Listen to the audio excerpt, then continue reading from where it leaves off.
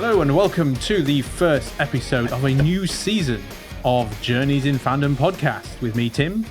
And me, Nat. We're back after, what is it, a decade, 8 years?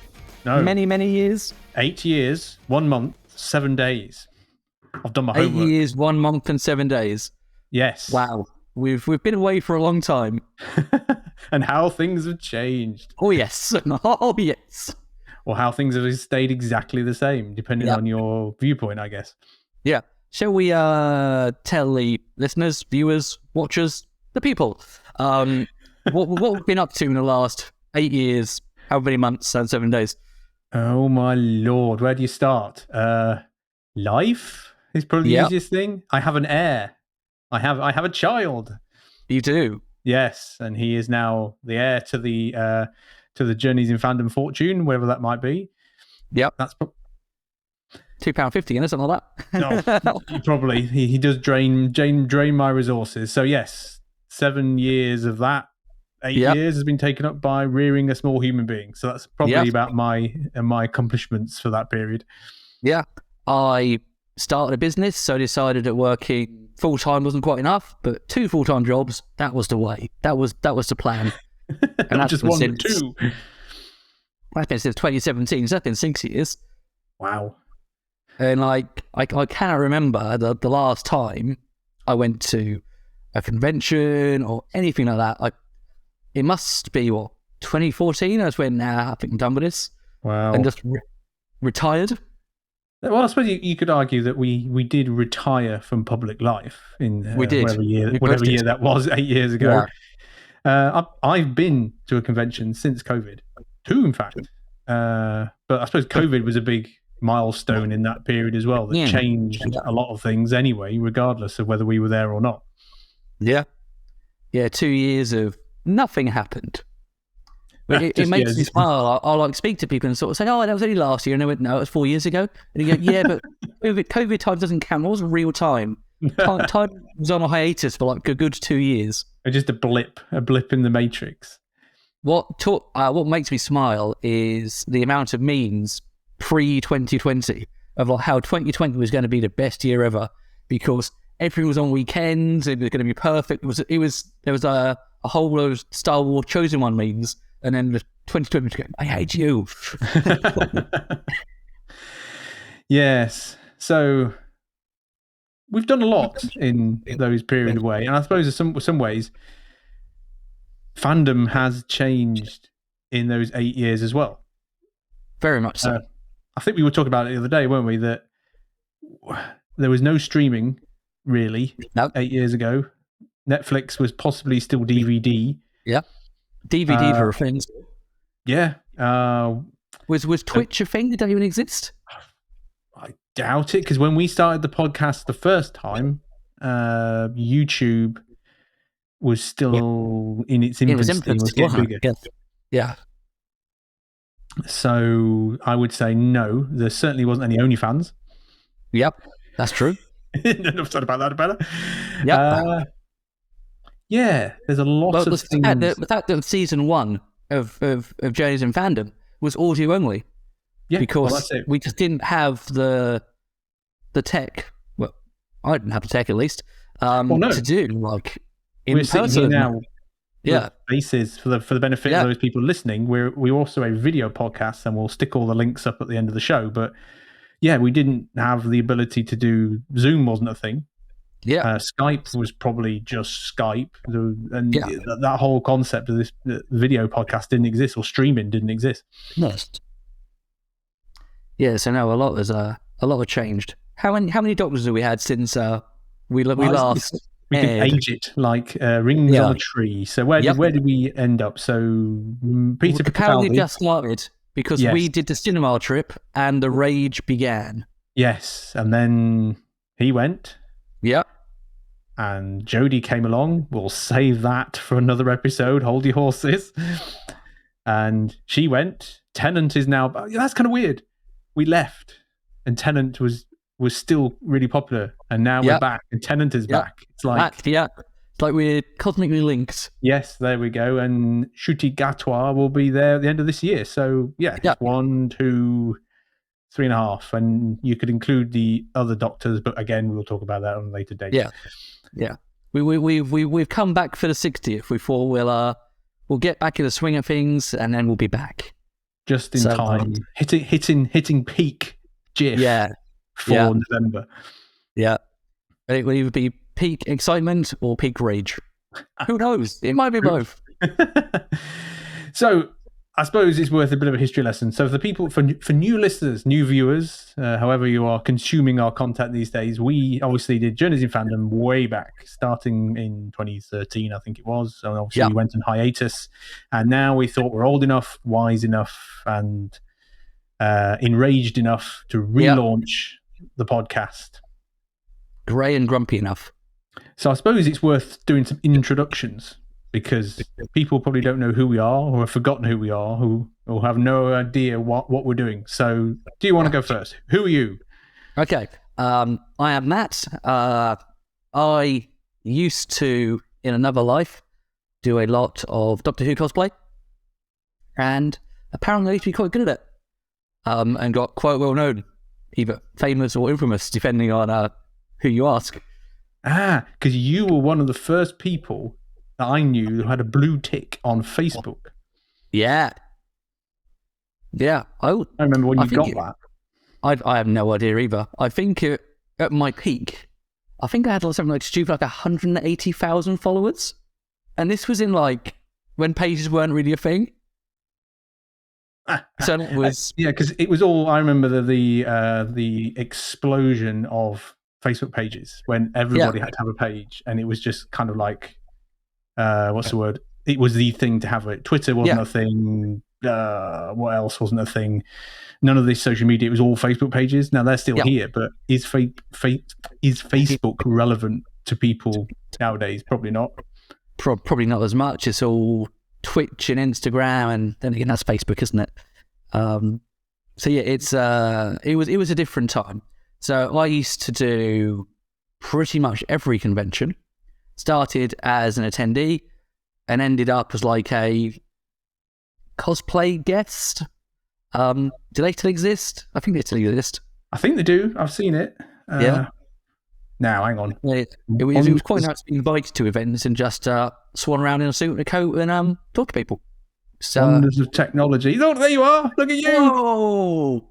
You're a bit young. One. I was young then, wasn't I? That was down in... Oh, where was that? That's down in Devon somewhere, I think. Yeah, I just... a train museum, of all things. I Googled you, and that's what the first image that came up.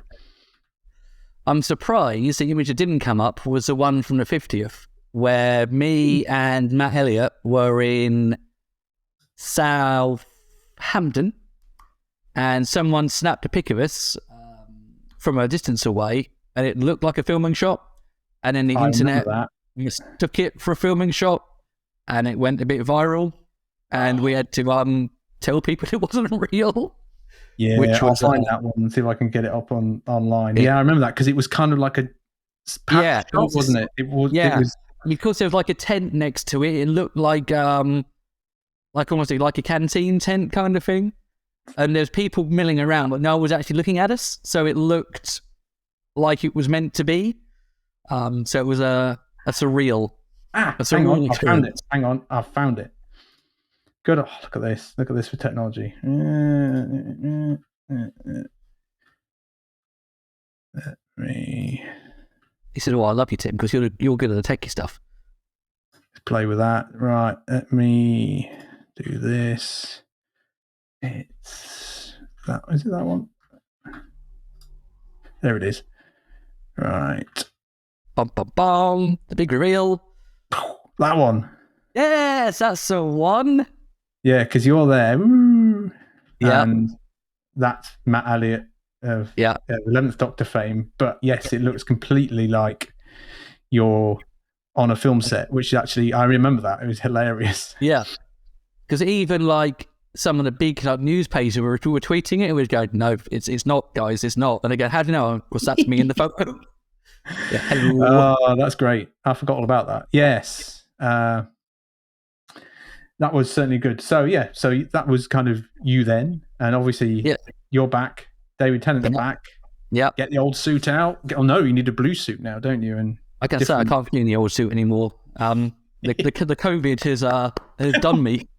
So I think a combination of old age, no exercise, and eating far too much has ruined me. Well, hey, I don't even know if I can even still spike the hair forwards anymore. The fringe. There you go. There's a challenge. Defying fringe. To get it back into that kind of that shape. Yeah, it would take some training. Who knows? By the 60th, it might be back. Might do as a one-off. Well, and then obviously I met you in Time Quest. 2010 at Time Quest. 2010 Time Quest, which is still one of the best conventions I've ever been to. Yeah, my favourite by a long way. It was one of those. Because you were a guest, weren't you? I was. So for historical reference and in the wonders of screen sharing, let's do me now. Boop. That's me. I'm the one on the right. For reference, John Barrowman on the left. I'm sure we can still talk about John Barrowman. Hell no, we're going to speak about John Barrowman because he's done nothing wrong. Anyway, I digress.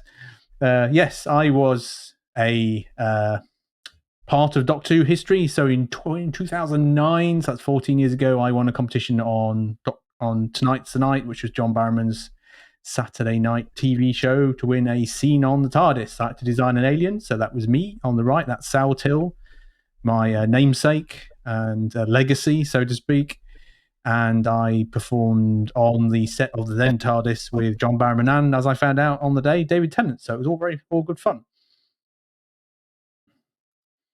And I met Matt at the Time Quest convention. That was the first convention that had 4th, 5th, 6th, 7th, and 8th Doctor all at the same event, wasn't it? Because I remember you and I pulled up in a car park next to each other. We did. And we gave each other a look of, I recognise you, I don't know why. And that was it. Yeah, we were fast friends almost instantly. In case of, this is great. No, it was good. And it's bizarre to think that because Doctor Who conventions like don't happen anymore. The kind of hotel-based, kind of very quaint, homemade stuff kind of stopped when the Doctor Who got really big. Yeah. Yeah, because that was done by Temp Planet Events, wasn't it? Because it wasn't. That wasn't even Showmasters. I think Showmasters swallowed them up, didn't they? Or they stopped. I think they're either they boiled together or one got swallowed. I honestly don't know. To be fair, if we're wrong, please. Those kind of sort of hotel-based events.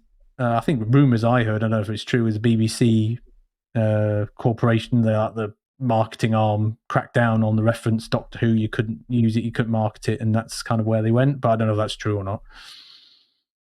Who knows?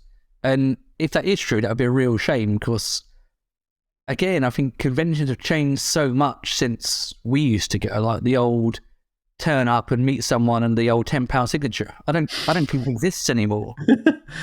Well, yeah, because the big ones, so Expo, Showmasters, Collectomania, LFCC, that kind of stuff, they were big back then, but now they're massive. So the amount of people going, it's just crazy, and it's exploded. Because I remember when was it LFCC did the Diamond Pass, and that was like what it was, how much? £195 to meet someone. And now that's peanuts. The people are charging even more than that. And I remember at the time everyone was like, "Oh, no one's ever going to pay £200," but people do, and there's a market for it. And now it's a massive market. Yeah, even the old gold pass went out with like £100 for the weekend.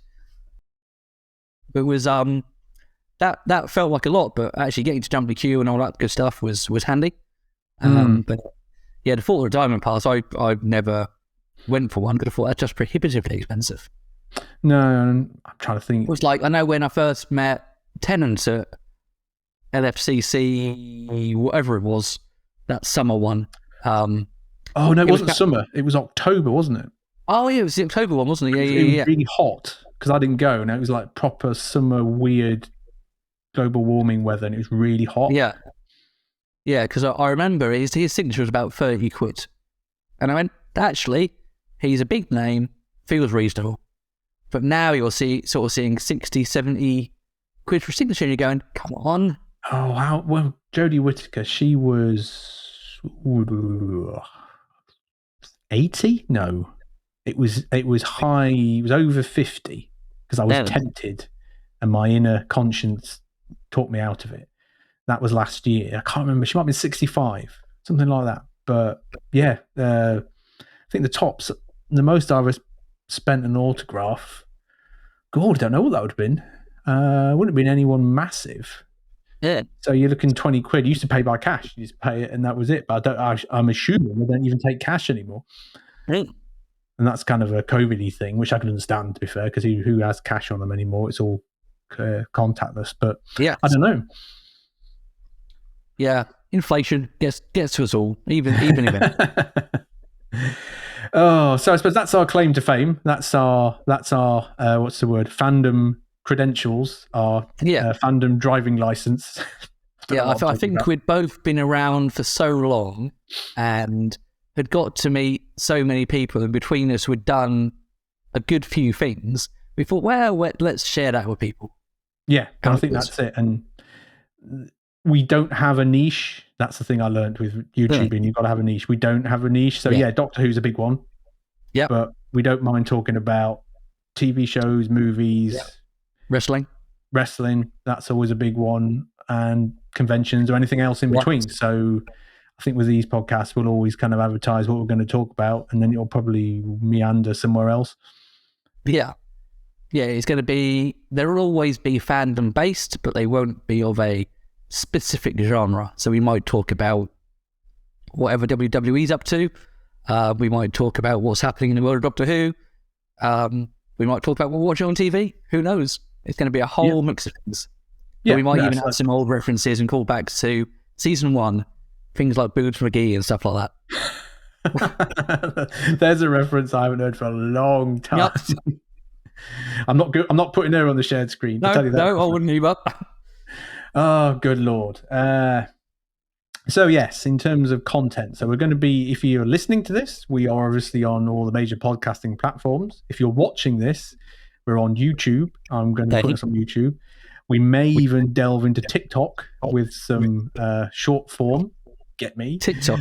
I'm reaching off TikTok. I haven't got to be like 12 on TikTok. Well, yeah. We sell our identities to the Chinese government or something like that. We've got Instagram, Twitter, Facebook, and it's all going to be up here. You don't know this because it took me ages to get one that actually works across them all. So we are at GIFPod. That's JIFPOD. GIFPod. Oh. Sounds quite fun, quite posh. So we're TikTok, Facebook, Twitter, Instagram. We have a website. It's back, journeysinfandom.com. So all the podcasty stuff will be up on the website. And if we get a moment, put in other articles on there. I don't know, just sort of see how that flows. Yeah. And that's about it, I think. So it's kind of all those places, all the places you expect to find us, you'll find us. Yep. And how often are we going to do this? Is it going to be daily, weekly, monthly, yearly? Who knows? Shall we say monthly? Yeah. And that's kind of what we did last time. We started up once a month and then we started doing more. So if we said once a month, and we'll go from there. Yep. So once a month, every month, you'll have me and Tim talking about stuff. Just talking about stuff. It'll be great. It might be good stuff. It might be bad stuff, but it will definitely be about stuff. Yes, and giving an opinion, because that's what YouTube or podcasts is there to do. Give an opinion. Well, it'll probably be a little less filtered than season 1. Yes, because we're older and don't really give a damn anymore. Yeah, we're older, grumpier, and love a good rant. So we need to talk about something else to fill out a bit more time. We do. Okay, what you got for me? Seeing as we're on a comeback, what other... Name something else that's in fandom that's had a good comeback, or not a reboot. Well, I suppose a reboot might count, but something that's come back and done well. I know in the spheres I'm in, Dungeons and Dragons. That has seen a massive resurgence. Have you seen the film yet? No, I'm seeing it tomorrow. I'm very excited. Excellent. I'm not. Probably won't get to see it at the cinema, so I'll be interested to know what that's about, what it's like. I've had people tell me it's a solid, good fantasy film with references to the actual game, and I'm going, yes, this is what we want in life. Did you see the first film they did of that years ago? I loved it. Jeremy Irons, wasn't it? Yep. And then the second direct-to-DVD sequel was actually better. Yeah. I'm sure there was more as well. I'm sure there was more. Definitely 2, because I remember seeing the one. Loads. It was random, but I wasn't a D&D fan back in the day, but there was hardly any references, was there, in the first film to it at all? It was just generic fantasy, but this is now very much D&D fans have written it. So apparently there are references to like sort of typical tropes and things that always go wrong in an actual game. So, well, that's good. And yeah, from what I've seen from the trailers, all the standard villain sort of characters and villainy and character traits and all that kind of stuff's in it. So it looks good. Yeah. And it's quite interesting for me as a 40-year-old man to think what D&D was like when I was a teenager and what it is like now. It is a completely different entity. You've got things like Critical Role, which is massive. Yeah. And actually, just in a wider scope almost, thinking when I was a youngster compared to now, you've got all of these geeky style shows that are focused on their love of a hobby or a fandom or something. Geek and Sundry, for example, like the original. You're going to have to expand on that. You know what Geek and Sundry is? No. It's Felicia Day and Will Wheaton and... Oh, sorry, yeah. I didn't know it was called that. That's showing my age. Yeah. Yeah, so that was like one of the first ones, and it just sort of grew from there. And again, if I'm misremembering, it's because I'm old and senile.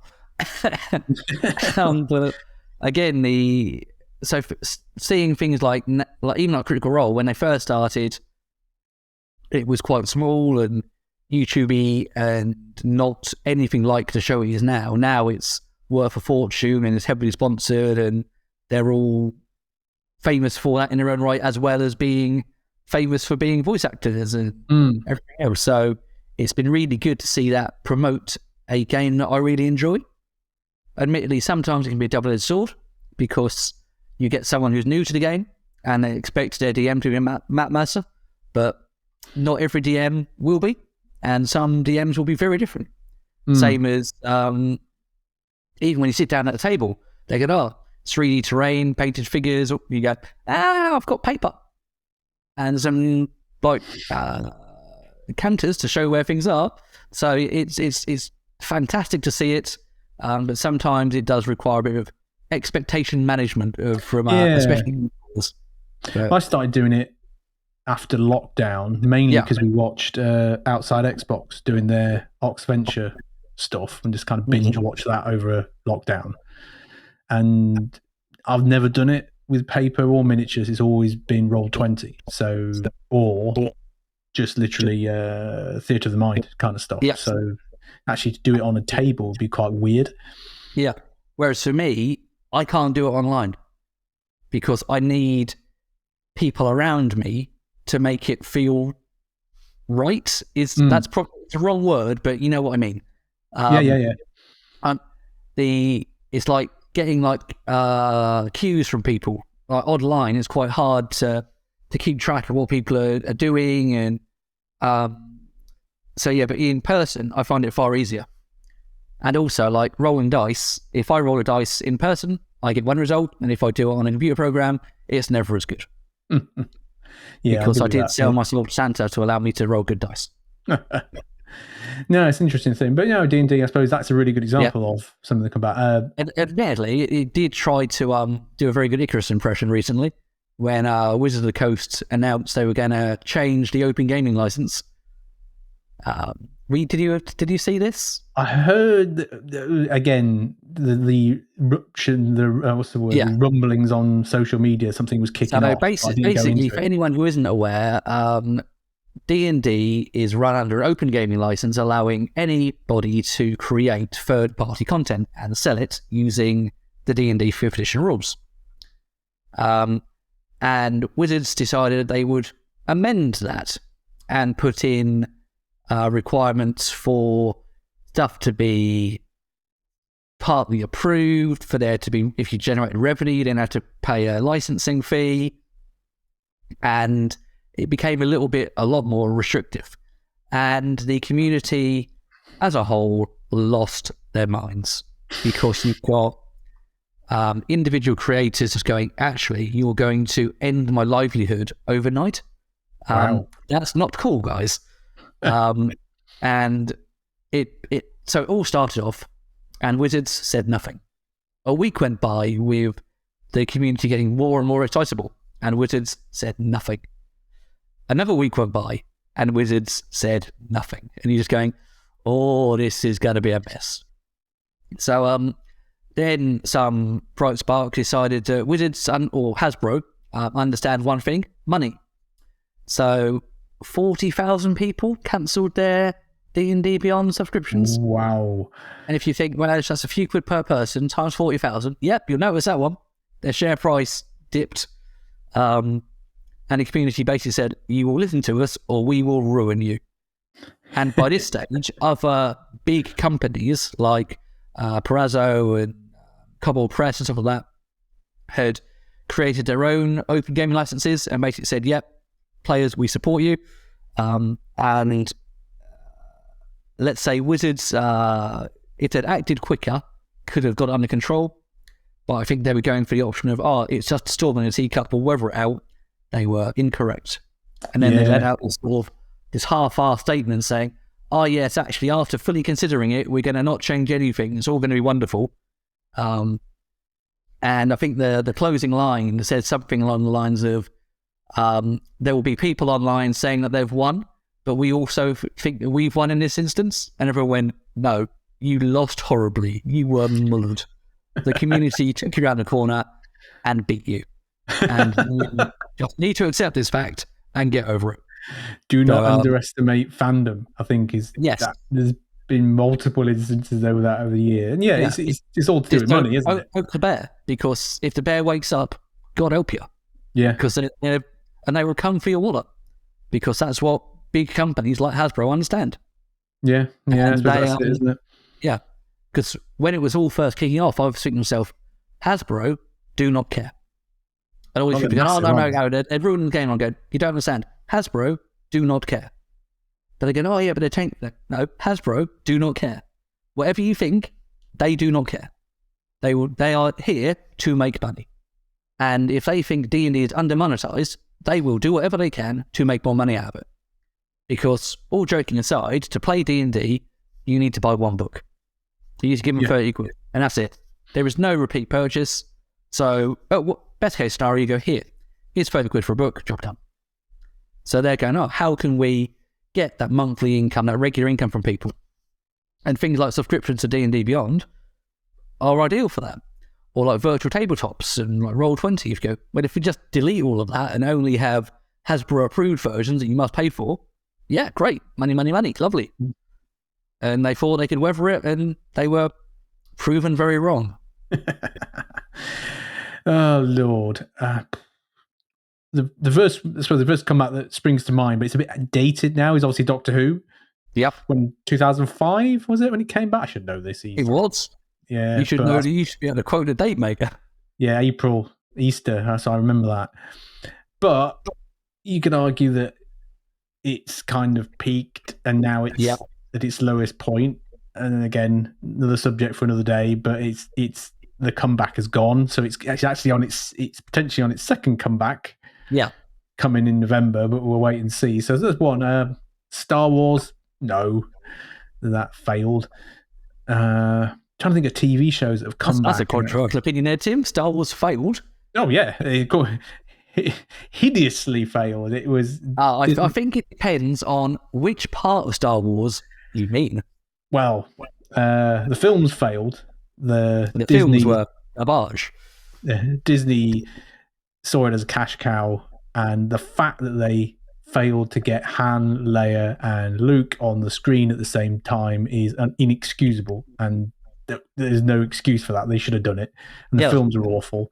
The TV shows are all right, but I haven't seen the latest Mandalorian series, but it's getting panned because they've shifted focus again, bit of bait and switch. They have. So I don't know, but yeah, Star Wars as an entity it's in deep water, I would think, and it's floundering a bit. What else? Is it the classic Disney, and it's probably comes in Marvel as well, to be honest, of too much too often? They're overextending themselves, and the fact that oh yes, we're going to do a trilogy, and then we're going to have another trilogy, and we're going to have this, and we're going to have that, and you go, whoa, just hold your horse a bit. Yeah, it's that. Was it quantity over quality? Yeah, and again, you could spend another hour talking about the problems with Disney, Star Wars, and Marvel, but it's people not understanding the stories, the characters, and just seeing it as either a cash cow to milk, which is one view, or as a way for people who don't understand the lore. A bit like Doctor Who, the Jodie Whittaker era, people writing for it who have no concept of what they're writing. They don't know the characters, they don't understand the show, and they're only there to write a story. And I think that's where things fail, because people don't understand. So, yeah, going back to things, it wasn't really a return, because as it was, I'm trying to think of other ones that have come back and done well. Pedro Pascal. Just generally him. Just him. Yeah, Big Daddy Pedro. He's on his own to save TV. Because he did everything. He's wonderful. What else? Picard season 3. He's really good. Really, really good. The other 2 were rubbish. So I've seen season 1 and 2. I've not watched season 3 yet. 3's worth it. Just you could ignore the first 2 because they're dull. The third one is really, really good. It's the first one I've sat there and just gone, I really want to know what's going to happen next. Whereas the other 2 is like, yeah, because isn't the finale going to be the cinemas in IMAX and stuff? Yeah, and I can see why. Because again, it's people who know the stories, they've written for the characters, and there's no stuff just thrown in because it's kind of like, oh yeah, we're just going to put this message out and we're just going to do it. It's proper Star Trek. No, so that you can argue is a return that's done well. I can't think of any others. Really. So if we circle back to like the Disney and Marvel stuff and Picard and Doctor Who, where you sort of say, oh, things are being put in to be put in. Are you thinking for overall, because there's overarching stories and long-term stuff, or is it because there's topics being addressed and you go, oh yeah, cool, I guess? Or it's a bit of both. I think sometimes Marvel, I don't know if it's Marvel, I think in general, there's this whole concept of you need a shared universe. So no matter what film it is or TV show or whatever, you've got to have a shared universe. And it doesn't work with everything. And Marvel had a plan. Yeah. And will prepare to wait for that plan, whereas everyone wants a shared universe now and it's not working. Yeah. So that's one thing. But I think also the Marvel now is bogged down by a lot of, dare I say, identity politics, and a lot of people throwing in a lot of stuff into those stories that don't need to be there, and creating this, I'm going to say tension's the wrong word, pitting one group of fans against another based on what people see they should be doing. So at the expense of storyline, they'll throw in stuff that you just don't need, and it waters things down, because you had everything pre-Endgame that was just comic book films. Yeah. And everything post-Endgame has been everything but comic book films. There's been all sorts of stuff just levered in. I think She-Hulk was a classic example where it was all mixed in together and it was rubbish. So, but it's not just Marvel. It's Hollywood in general is that way inclined. It's like you look at the female Avengers scene in Endgame. And it was nice to see, but also completely shoehorned in. didn't need to be there. Yeah, when you say got Captain Marvel, probably the one of the most powerful characters, just go, no, don't worry, we got this. And then all the other female Avengers go, oh, she's got help. She don't need it, guys. She just It's unfortunate, and I can see what they're trying to do. Yeah, but it's just the way they've gone about it, and you can unfortunately watch a lot of YouTube, watch a lot of people, and a lot of people get a lot of criticism for being haters and stuff like that. But you can see the pattern of how it works. So the classic one was the Obi-Wan TV series, if you've seen that, where all these YouTubers were calling it that actually the storyline wasn't going to be about Obi-Wan at all. It was going to be about that woman who was one of the baddies and how her redemption arc, and they were like, oh no, it's not. And then the whole storyline was about her, and Obi-Wan was this kind of peripheral character. And it's that bait and switch thing that where you just know that the character who you're supposed to be following ends up not being the main character. And apparently that's what's happening in Mandalorian season 3 is he's been sidelined now, and Bo-Katan is now the main character in most of the stories. So I don't know. I think the thing is that Disney especially have the luxury of too much money and too much time, and they're producing all this content that people don't want. So all these TV shows, and the thing is, classic one is the Marvels, whatever it is, trailer came out this week. Looks awful anyway, but it does 3 things. You've got to have watched Ms. Marvel TV series, the WandaVision TV series to get what the other 2 characters are. But the Secret Invasion TV series, which comes out June, is all centered around a conspiracy involving Nick Fury. But Nick Fury is in the trailer for Ms. Marvel, the Marvels, which takes place after that TV series. So they spoiled their own TV series by showing that Nick Fury survives. Yeah. So it's like, you've got to watch 3 TV series, but one of them is you don't need to watch because it's been spoiled already. There's too much interconnectivity that I think if you don't have a Disney Plus subscription at the beginning when they launched it, it was like, you must do this because you need to watch everything. I've watched everything, and I could probably have skipped the majority of it because gradually it's gone downhill and it's got worse and worse and worse to the point now it's like, I can't be bothered. Secret Invasion I probably will watch because it looks different, but the others, She-Hulk didn't do anything, didn't progress any storyline. Hawkeye kind of did, but not really. Moon Knight was all right, but it was a one shot and it's on its own. Yeah, and I think they've actually started to realize that because they've now pushed back a few of these random other TV shows, and they're not aggressively producing them at the speed they were last year and the year before. Yeah. So I don't know.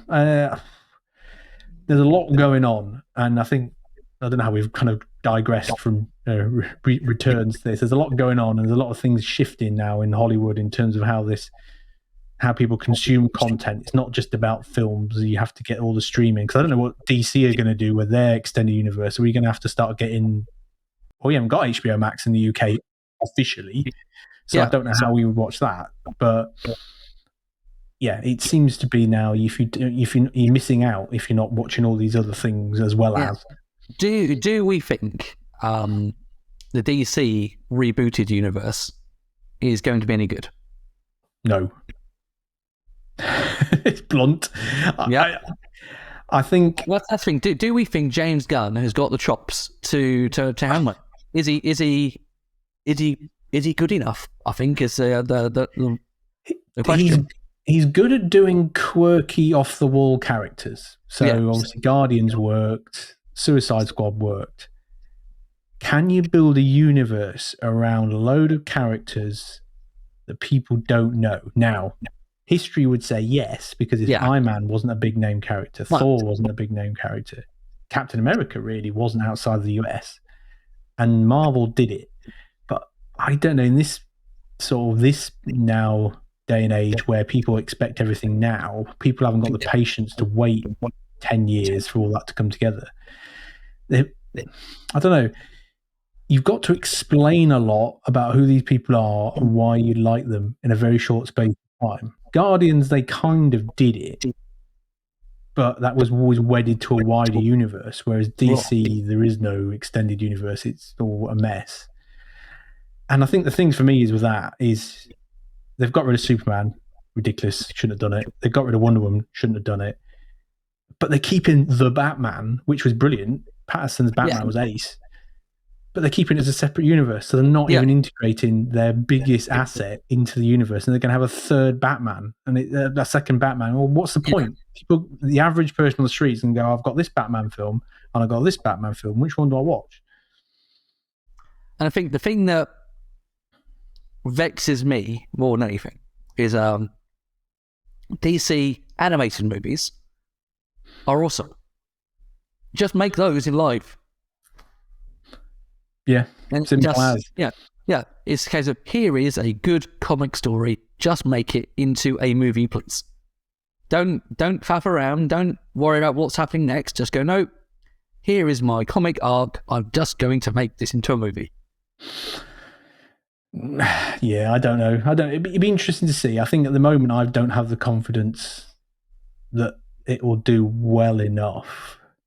I think it's all right having quirky characters, but you need those straight-laced, grounded characters to bounce off them. So, classic example was in like the Infinity War stuff when you had like Doctor Strange up alongside Spider-Man, the Guardian, and stuff like that. He was a very straight-laced character, and all the others were a bit more quirky, and it works. If you have a whole group of quirky characters and no like the serious character, it doesn't work. So. Yeah. I don't know. Which, like, I don't think James need a Superman or a Batman to be like the straight man to everyone else's quirks. Yeah, and the problem is they've done the Justice League on the screen, so they can't redo that because everyone's seen it already. So it's not a big thing when it happens because it's already happened, and it happened badly. I think for me, it's sad. You've got what we've got. Shazam 2 bombed. Because no one cares. No one cares. Sorry, the first Shazam was brilliant. I loved it. Yeah. And this one, it's like you've got Aquaman 2. When's that coming out? I don't know. This year, next year? Who cares? That's bombing. You've got Flash, which Ezra Miller may or may not be in it. Oh, God knows. But that's coming out, which is going to reset the universe. But you've got Michael Keaton's Batman, who had been signed up for multiple films, but now he's not going to be in it either. Yeah. It seems like all these films have been a waste of money because they've just reset it because they're in panic mode. Batgirl. Oh, didn't even see the light of day. That because the test screening bombed that badly. Yeah, they went, cool. We'll just burn it, and you go, really? Yeah, just canned it and just put it on HBO Max. Put it on straight to DVD. Yeah, make some money out of it. 75 million quid or whatever it is. It must have been bad. Yeah, for them to have completely. It had Brendan Fraser in it, didn't it, as well? I honestly don't know. Yeah, straight off the back of The Whale, he was signed up. He was playing Firefly in it, so he was obviously a big name. Gone back up the. There's a comeback. There's a comeback. Yeah, there we go. Look at the link. Look at the link. Yeah, there. The loop around there. All the way through. Yeah, he was in it. So I don't know. So, Black Adam, but we don't look at Black Adam because that was an absolute mess as well. Another film that didn't. But I'm a massive DC fan, and I've not bothered with half the DC movie recently because I just don't care. Yeah, it's such a shame because I think in general, though, we're getting oversaturated with superhero films now. Yeah, and I think it's reaching that peak where I don't think Marvel are ever going to top Endgame, Infinity War. I don't, even with all the stuff that's coming, I just don't think they've got it just won't work because that's a moment in time that can only never be repeated. It was the first time it was done. Yeah. And you need that big bad, and Thanos was that big bad. And Kang, I've seen Ant-Man. Kang and Ant-Man's great. Yeah. That version of Kang, I'm not into all the different multiversal things. I don't really know it all. I'm kind of learning it on the hoof, but I just don't think the different Kangs are going to work as well as just one villain because the Kang in Ant-Man is brilliant. Yeah. but without going into spoiler territory, is he going to be in any of the future ones? Who knows? Because there's so many different versions of Kang now floating about that you just think, well, is the actor still going to be in Marvel? Who knows? Oh yes, because he got he got arrested, didn't he? Innocent until proven guilty, we should say. But yes, he did get. Yes, and he's wedded to this entire. He's like an Ezra Miller again, isn't it? Basically, he's like, oh dear, what are we going to do about that? Yeah, it's a case of anything you can do, we can mess up worse. Because he's in lots of things. He's in Creed 3. Creed 3, isn't he? Yeah, as the bad guy, isn't he? Yeah. I need to see that actually. Oh, that's the guy who's coming. Dolph Lundgren's coming to Kleptomania. I saw today, which is quite big. Chuck Norris. Yes, He'd be worth £50 or more, wouldn't he? I mean, it's definitely not going to be 50 quid to get a signature, is it? Let's have a look while we're talking. I think it's LFCC, wasn't it? Yeah, because they're saying it's also probably going to be his final European appearance. And I was going, no, because I know what that means in the background. He's too old to be travelling anymore. I went, it's Chuck Norris. He does not age. Wow. 125 quid for standard autograph. What's a 3D autograph? What's one of them? I have no idea.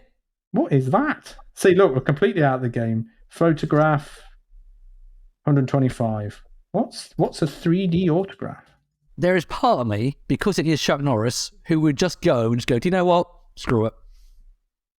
It's like Stan Lee when he came so many years ago. He's not going to be around for much longer. Yeah. 3D autograph. I want to know what that is. What is it? Anyone know? Stick it in the comments below. What is a 3D autograph? I think if we circle back to films and stuff, Black Panther 2. Should they or should they have not recast Black Panther?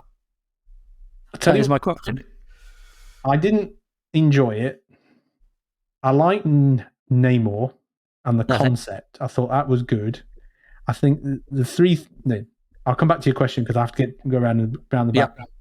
I think Shuri, as Black Panther also did in the comics, the actress is not... She can't... What's the word? Command the scene. She's not...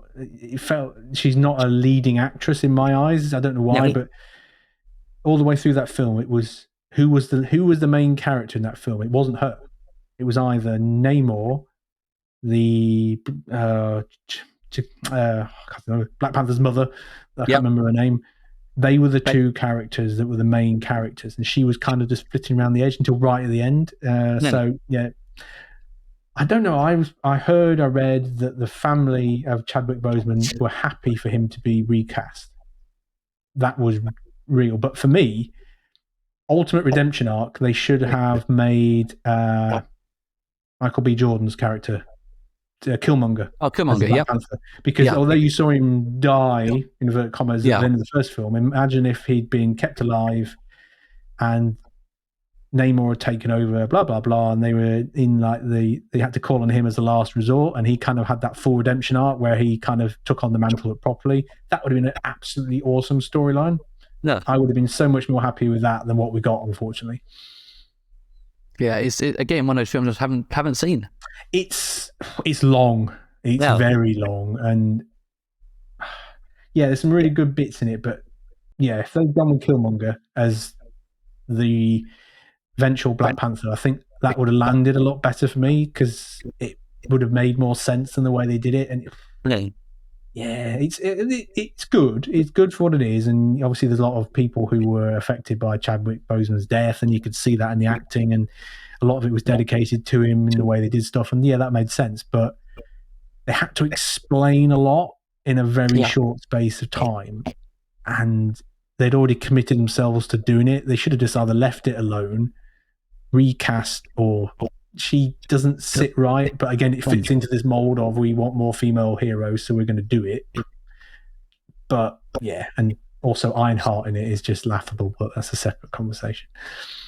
I saw a few pictures where they can sort of compared like 2023 CGI to like 2008. Yeah.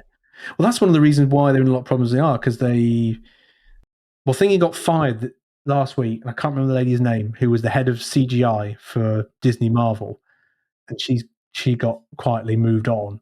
But they pissed off so many CGI artists because they were churning out all this stuff so fast that they couldn't keep up. A lot of them were quitting, and some of the CGI is awful in Black Panther and a lot of this stuff recently. Even in Ant-Man, it just doesn't look as good. Yeah, you just kind of looks like Power Rangers, didn't she? Yes. So it's unfortunate they're a victim of their own success. They're churning out so much that the CGI does look bad. Yeah. Obviously, the She-Hulk CGI looked really bad, and that's no excuse for that. But I can understand why it is the way it is, because they're just churning out so much stuff. Dear. It's getting depressing. We need to end on a positive note, really, don't we? Yeah. We've rambled on from reboot to talking about politics and stuff like that. I still want to know what 3D autograph is. I really do. What is a 3D? Is it like Chuck Norris 3D printed or something? I don't know. I don't know. What is it? There's nothing on Google. Let us know if you do know, listeners, viewers, whatever, and tell us what is a 3D autograph at LFCC. Yeah, that sounds amazing. So that was it. We're back. Yes, we've done season 2, episode 1. We've rambled for 40 minutes on everything. Yeah. So we'll try and split that up. I think next time we will have a definitive subject to talk about. Whatever it is, I don't know. Watch this space. Yeah. Well, that was the thing. This episode 1 was always going to be the hi, we're back. P.S. This is who we are /were/will be. Yes. Yeah. We're here. We're back, and we're looking forward to a monthly GIF podcast. And again, if anyone has any ideas for what we should or should not talk about, let us know, and we will ramble about those as well. Yes, let us know in the comments below. If you're on YouTube, you can pick us up, as we said before, at GIFPod. That's GIFPOD on Twitter, Facebook, Instagram, TikTok, MySpace, Bebo, what was the other one? I can't remember. Anyway, yes, all your major social channels, that's where we are. And let us know what you want us to talk about, and we'll endeavour to add that to our schedule. I feel like there should always be this episode was sponsored by Raid Shadow Legends. We can insert some adverts. I don't think we're as popular yet to have adverts, but we can always get something in there.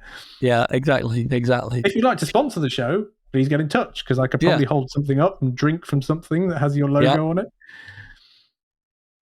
Yeah, right. On that note, I will call this podcast to an end. Nearly an hour, so that's pretty good, considering we were going to wrap up in about 20 minutes. So that's pretty good. So it's great to be back. It's great to be on another Journeys in Fandom. So my name is Tim, so I'll say cheerio for now. And my name is Matt, and I will say ta-ta.